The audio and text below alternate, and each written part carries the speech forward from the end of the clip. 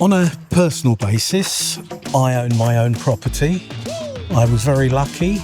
I paid off the mortgage in 9 years because I had a big deposit.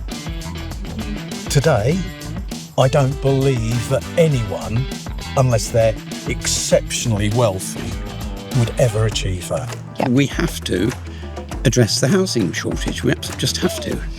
And so if people say to me, like they will get crowded, I'm saying, we have to. People have to live. What do we want them to do? Live in tents in the middle of a field? No. We do need more homes. We need the 1.5 billion houses, but they need to be built at a price that is affordable. Hello, I'm Toby Fox from 1.5 Million New Homes, the local government challenge sponsored by Redloft and by Lovell. And we're visiting a different council every month to find out what works and what needs to change to get more homes built. This month, we're in the London Borough of Sutton. And today, I'm with the amazing Millie Dodd from Shared Voice. We're here on the site of the Civic Centre just behind us, which is going to be redeveloped into new homes in Sutton. And we're in the Dr. George Rice Memorial Garden to talk to some residents of Sutton about how they feel about the housing crisis and getting more homes built. Millie, do you want to introduce yourself and the work that you do? Sure. I'm Millie and I'm account director at Shared Voice, and we exist to connect supporters of house building with the planning process, because too often planning is dominated by the vocal minority that don't want to see new homes go ahead. So we've been in Sutton talking to supporters of development, and we sat down with them to have a conversation today. Fantastic. In the rain. Yeah. So the first question that I'd really like to hear from both of you is what the housing crisis means to you, and particularly in Sutton. On a personal basis, I own my own property. I was very lucky. I paid off the mortgage in 9 years because I had a big deposit. Today, I don't believe that anyone, unless they're exceptionally wealthy, would ever achieve that. Yeah. I mean, I agree with that. I'm of a generation where we had most of it on a plate. We were very fortunate. No university charges, maintenance allowance for going to university. As long as you saved up with a building society, typically it was a building society, you build a deposit there, they would then organise a mortgage, and there were houses or flats available. Now, I mean, I'm fortunate. I own my own property, I have no mortgage, I'm a free agent in everything I do. But I'm very aware there are whole generations of people behind me, coming up behind me, who are not as fortunate. And so we have to address the housing shortage. We just have to. And so if people say to me, like they will get crowded, I'm saying, we have to. People have to live. What do we want them to do? Live in tents in the middle of a field? No. We've got to create. And so, I mean, I'm not Labour, but I support this government's plan to build, I think, 1.5 million new homes of one kind or another in their term, I think in the first term, isn't it? By 2000, whenever that will be, 2029, 28, 29. So yes, I mean, absolutely, that's what needs to happen. And I was very interested when we were speaking earlier, you both are very aware of all of the planning that's going on in Sutton.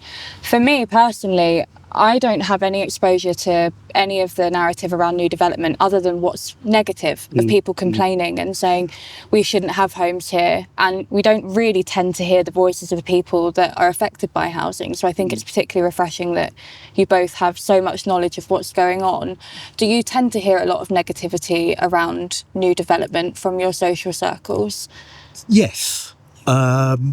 People who have lived in the borough for a number of years. I've only lived here for 36, 37 years. Only. So I have an interest in what happens to Sutton. I'm also very aware that the next generation isn't going to be able to either afford or have availability on property. And that is going to hit very, very hard.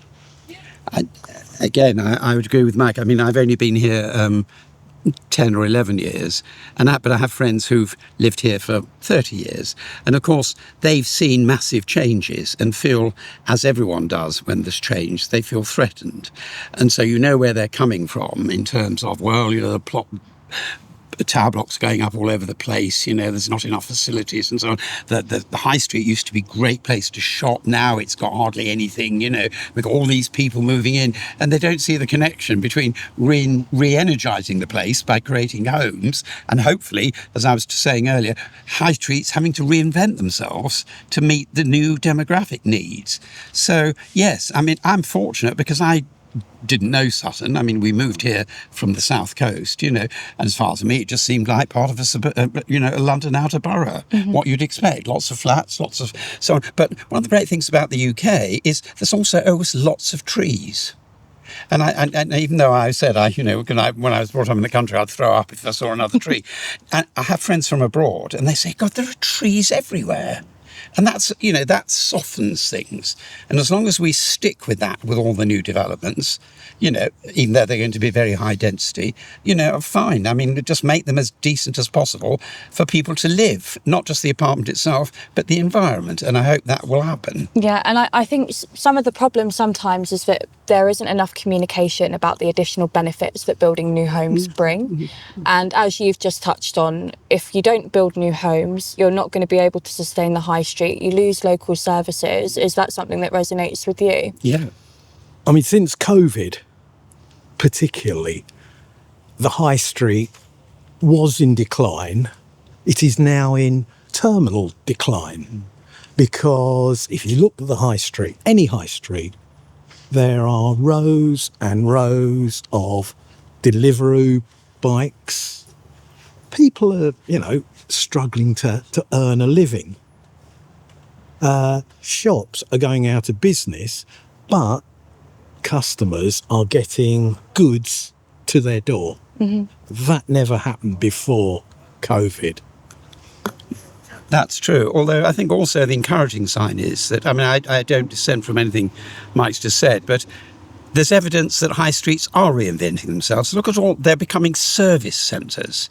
If you want to get your nails done, if you want to get your hair cut, if you want to get your feet done, if you want to get small services done, there's now a mass of them that have opened. They may not stay in business that long, but they're reinventing. The high street is reinventing itself to become service centres. Mm-hmm. So we've all got to be prepared to change with the circumstances. But it's not all bad news, in my view. There is, and the local authority here in Sutton, in my view, are first rate in keeping people informed about what's planned. Mm-hmm. We get, I get emails, regular emails, I get, notices, all sorts of things, and that's really helpful.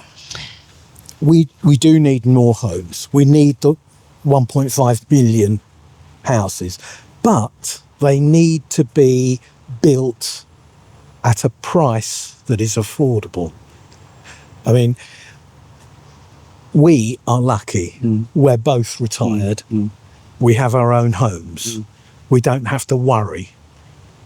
The next generation are looking at 40-year mortgages. Yeah.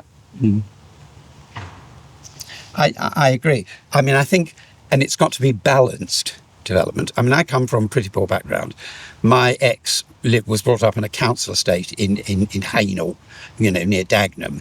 And one of the things about those housing estates was there was no sense of ownership. And I remember my father-in-law, the gate was falling off. And I said to him, Jim, why don't you fix the gate? I don't own it. That's the council's job. There was no sense of ownership. Yeah. And if you don't have a sense of ownership, so you've got to get a balance where people feel committed to where they are. And when we students and we lived in grotty accommodation, it didn't stop us from repainting everything with the landlord's permission, just because it was going to be our home for the next 3 years.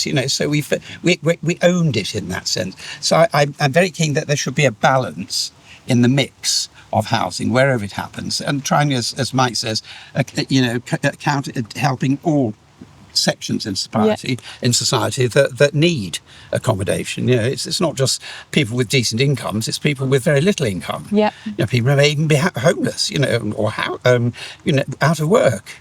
We've got to deal with the whole problem. not just nice flats that I live in, and Mike probably lives in, but what other people need and all they can afford. So, yeah, it's got to be balanced. Thank you both for coming to speak to me. I really, really appreciate it. And it was really great to hear your experiences of the housing crisis and what it means to you. Not at all. Keep up the good work. Thank you. So that's it for another episode of 1.5 Million New Homes, the Local Government Challenge, sponsored by Redloft and Lovell. And that's it from the London Borough of Sutton. But we're going to be back next month from the London Borough of Enfield, and we hope to see you then. In the meantime, I hope you agree that was a special episode to end on, and if you do, hit like and subscribe, and then we'll know to do more episodes like that. Thanks from me, thanks from Millie Dodd and Shared Voice, thanks from our sponsors Redloft and Lovell, and we'll look forward to seeing you next time.